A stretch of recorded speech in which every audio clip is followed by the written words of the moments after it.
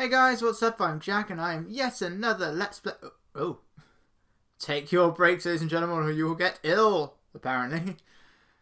Well, that name already brings bad news, doesn't it? Welcome to Sly Cooper and the Thievius Raccoonus. Or, as it is known, much less excitingly over here, Sly Raccoon by Sucker Punch. I don't know why the name was changed. I don't see what's wrong with Sly Cooper. For starters, he is still called Sly Cooper throughout the game. Which, yeah. why the name change? What is wrong with Cooper? They always take Cooper out of the name of this series. But we're not going to change anything within the game itself. Oh no. The text, yes. The voice acting, no. So this was the first game of the Sly Cooper series, which sadly doesn't seem like it's going to be seeing the light of day anytime soon. We had this game that was launched in 2002, I believe. At the same time we had Ratchet & Clank and Jak and Daxter. It didn't perform very well, sadly. Sly! Come in! Sly! Do you read me? Yeah, I read you. Loud and very loud. Sorry, I'm a little nervous. Trying to break into police headquarters does that. Get over it, Bentley. You're safe in the van. I'm the thief here. I've got to steal that file from Inspector Carmelita Fox. Well, count on me to be your eyes and ears, buddy. Got their security system totally scoped. To get inside, you're gonna have to go through that air vent. All right, I'm going in. And don't forget you got me at the wheel, Sly. All you gotta do is grab the file and get back to the van. We'll do the rest. Just keep that engine running, Murray. I'll be down in no time. Right, so welcome to Sly Cooper and the Thievius Raccoonus. If you're familiar with any of its sequels, you'll find that this is actually a very different game. It's linear, there's no open worlds, there's no things to steal, there's no pickpocketing, there's only one playable character, which is Sly. It is a vastly different game. This is one of those prime examples of what I like to call first game syndrome. Yeah, nothing wrong with that, it's just an example of the sequels do so much of a better job. Just because of how much they change. Hey, Bentley, I think I'm seeing things. Must be vertigo or something. Can you see those crazy blue lights? Really? I've read about this. Master raccoon thieves are able to sense thieving opportunities, which manifest themselves as unexplainable blue auras. According to my research, all you have to do is get near them and hold down the circle button, and you should perform a super sneaky master thief move. Hold down the circle button near blue auras. I'm on it. So as you can probably tell by the video quality, I am playing this on the HD collection that was released on the PlayStation 3, made by Sanzaru Games, who are probably best known for their wonderful work on the handheld Sonic Boom games. Bentley, shut up. I can just jump down here. No, seriously, you can just jump straight down and you'll fall so fast that the lasers won't actually hurt you. So we're breaking into police headquarters. By the way, these are the World Police. I know they're located in France. I'm gonna talk over some of the stuff that Bentley is telling me. But yeah, these are the World Police in charge of absolutely everything. Bentley, shut up! Well, I am supposed to be the hint system of this game. But I don't need you, but that's also why I'm here. So this is the office of Inspector Carmelita Fox. Sly's love interest, but also rival. Way to go, Sly! This is where Inspector Carmelita Fox stashes all her important files. I hacked into the police security mainframe and discovered this vault's combo. Try dialing in 937. And just keep hitting up and down on the analog stick or the D-pad and you can move all the numbers around.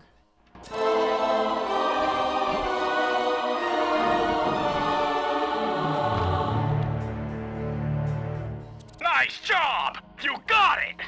If you come down through the fire escape and head through the parking lot, we'll be waiting in the getaway van.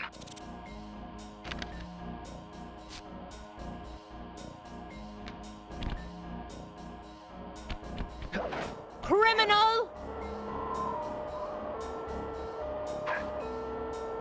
You foolish raccoon. I've caught you red-handed. Ah, Carmelita, I haven't seen you since I gave you the slip in Bombay. Which reminds me, you need to return the Firestone of India to its rightful owners. And I was gonna give it to you as a little token of my... Hey, you know, that bazooka really brings out the color of your eyes. Very fetching. You think?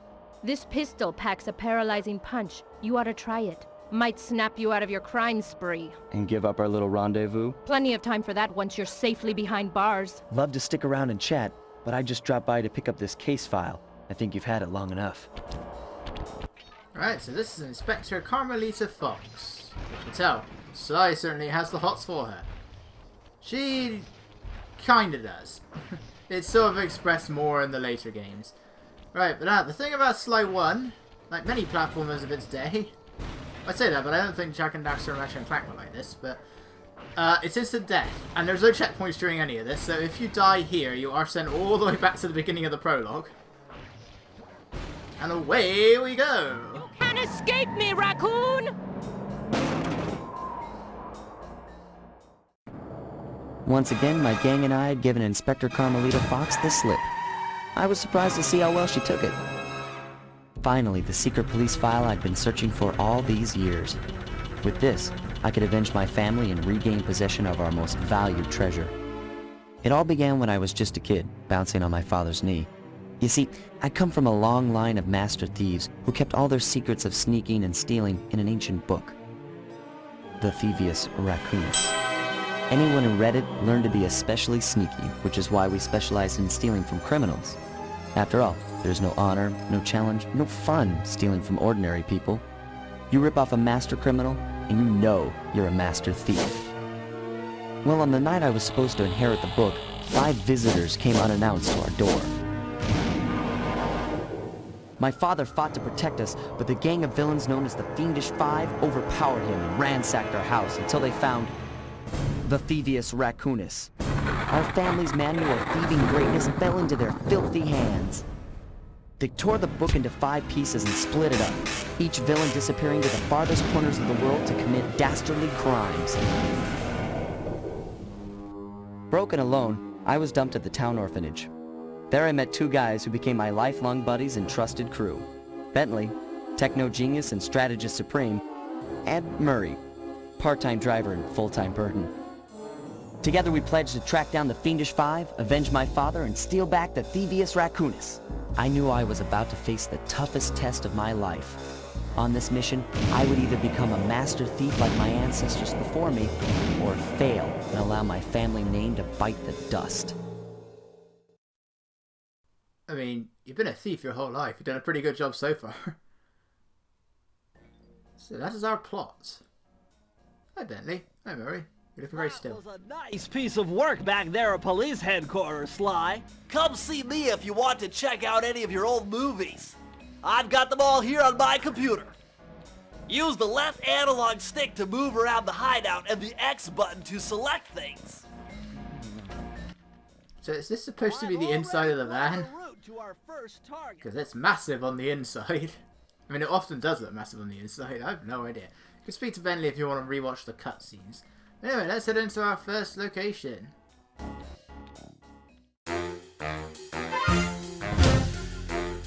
The road trip gave me the time I needed to study up on Sir Raleigh the Frog. As a young man, this hot-tempered frog grew bored of his life of luxury and privilege. On a whim, he tried his hand at a bit of piracy and found it to his liking. Raleigh, who quickly became addicted to crime, was brought into the Fiendish Five as chief machinist, where his evil tinkering genius rose to new heights. The last reported sighting of this mad machinist was off the soggy coast of the Isle o' Wrath, a small island uncomfortably situated in the middle of a perilous Welsh triangle.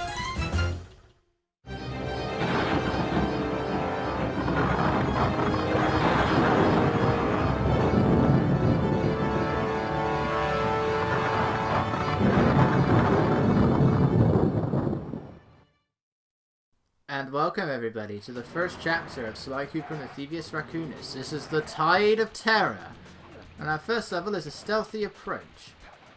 And that's generally how it works. You start with, you pause the game to see your level progression. you have one level that sort of serves as like your introduction to the area, makes your way to the main hub.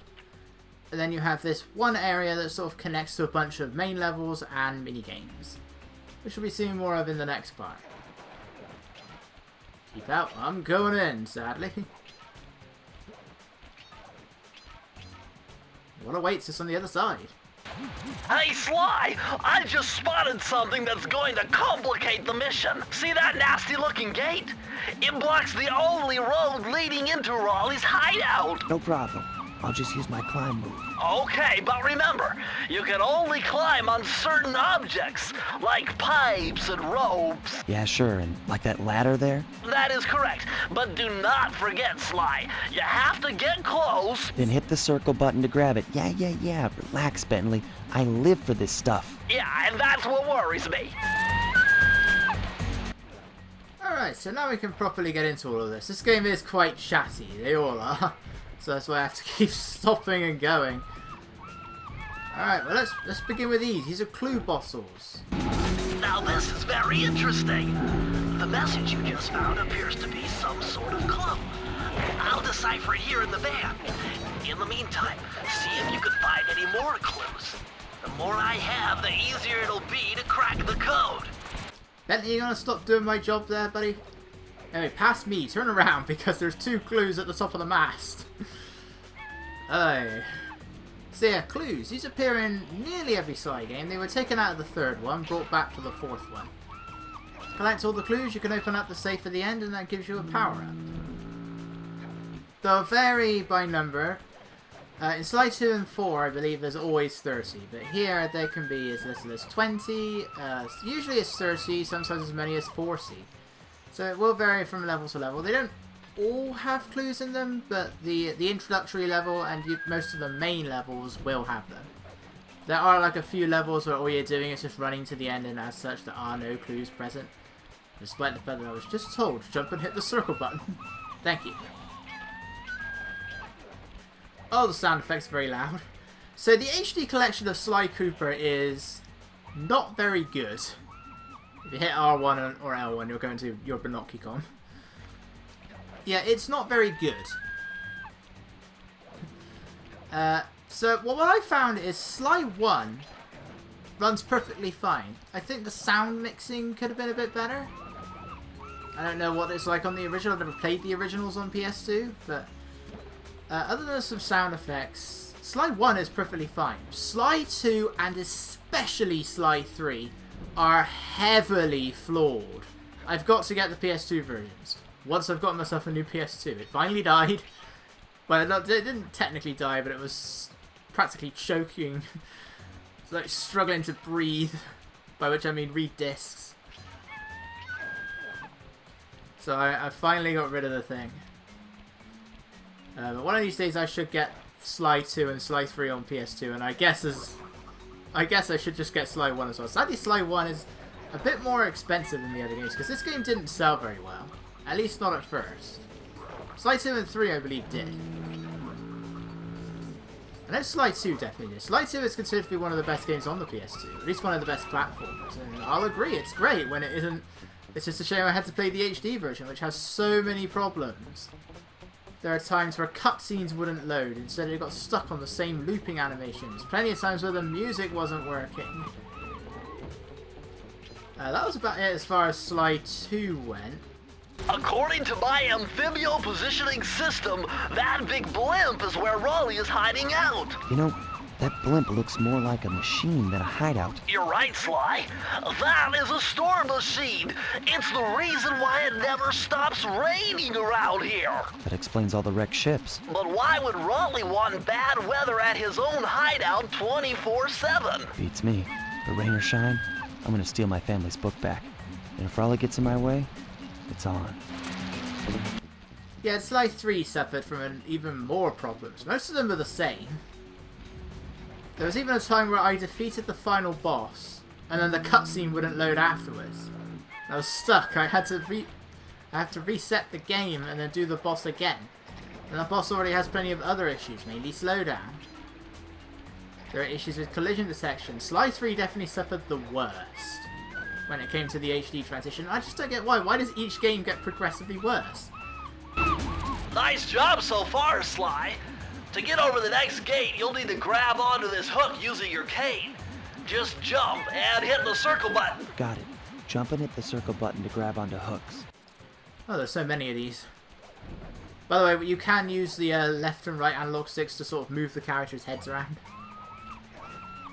Yeah, one other issue I noticed in the HD versions is that Sly 1, you'll notice everything seems to fit on the screen perfectly fine. But in Sly 2 and 3, I guess everything is just narrower. It's a PS2. There was no widescreen back then.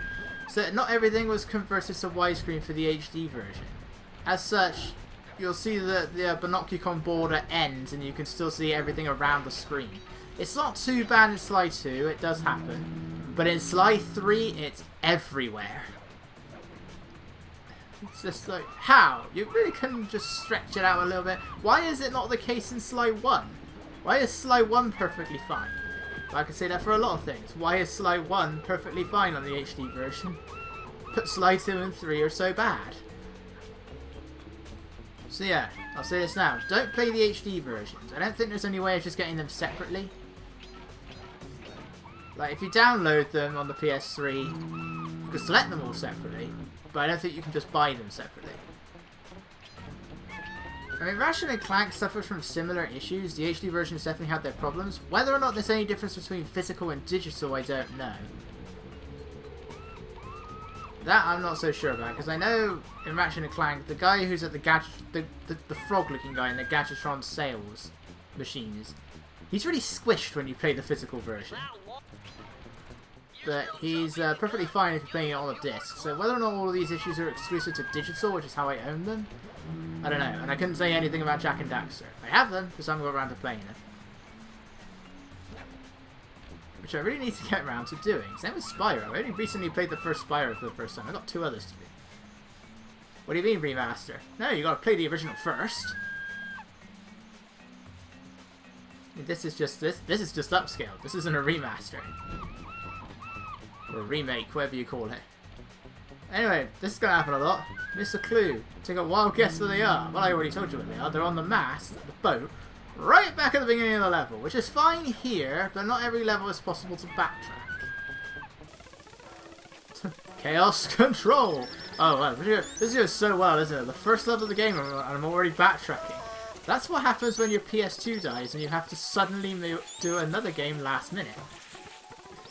I was going to record Crash Bandicoot The Wrath of Cortex. I got a very long way into it, realised the recording messed up, and as a result, and then when I tried to do it again, it just did not want to work.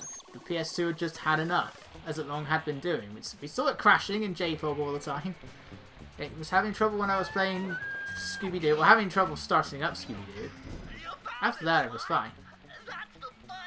It ran fine for Finding Nemo. The main issues there was just trying to get the thing to boot up in the first place. Open it, close it, open it, close it, and the disc would start reading. But it did Wrath of Cortex fine the first time around, but it just did not want to do anything after that, so I had enough. I have to get another PS2, preferably the small one, because I don't really have the space for the big one.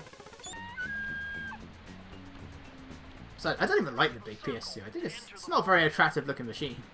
The clues have led me to believe that the code for this vault is 792. Yeah, that foghorn is going to be constantly going off throughout this level. I mean, so are the seagulls. And then it's our first safe. Not counting the one in the prologue, because that's mandatory. Sly, you found a page from the Thievius Raccoonus. This page teaches old Drake Cooper's fast attack dive move. Press the triangle button to use it. Alright, so in addition to the 5 pages of the Thievius Raccoonus we're getting from each boss, there are also additional pages inside these safes. So it wasn't actually broken into 5, it was broken more like into 20. And at the end of the level you'll find a key.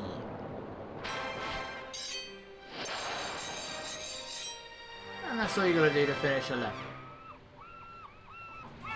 So yeah, I don't know why it tells us that there's 5 pages, there clearly isn't, and that gives you additional power-ups, so I got that little dive maneuver.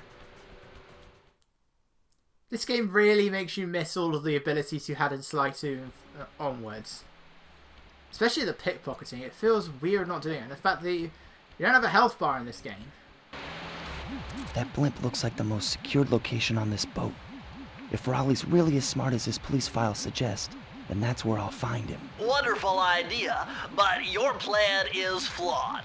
Why? Because it's impossible to get near him. To access Raleigh's blimp, you would have to sneak through that high-voltage power tube. To do that without getting electrocuted, you'd have to destroy that power generator. And to do that, you'd need 2 more of Raleigh's treasure keys, which are heavily guarded. Interesting. So when are you gonna get to the impossible part? Fine. But I warned you. I've marked the areas you need to hit with holographic markers. Follow them to your objectives. Thanks. Don't mention it. It's your funeral. Alright, now get going, you smart ass. Alright, let's make our way down and over there. So this is the main hub. This connects all of the other levels. Rather than the big... Technically, it is the open world thing from the later games.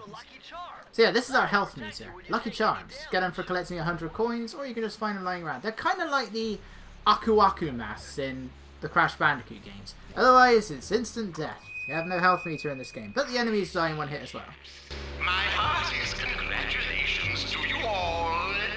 The storm machine has sunk its 50th ship last night, and the loot has already been unloaded. Our operation is moving along splendidly, with the possible exception being the grouse negligence displayed below decks, and I demand the boilers stay at full pressure at all times. If you lazy, lowbrow, technically incompetent pack of gutter snipes did your jobs right, we'd have sunk 100 ships by now.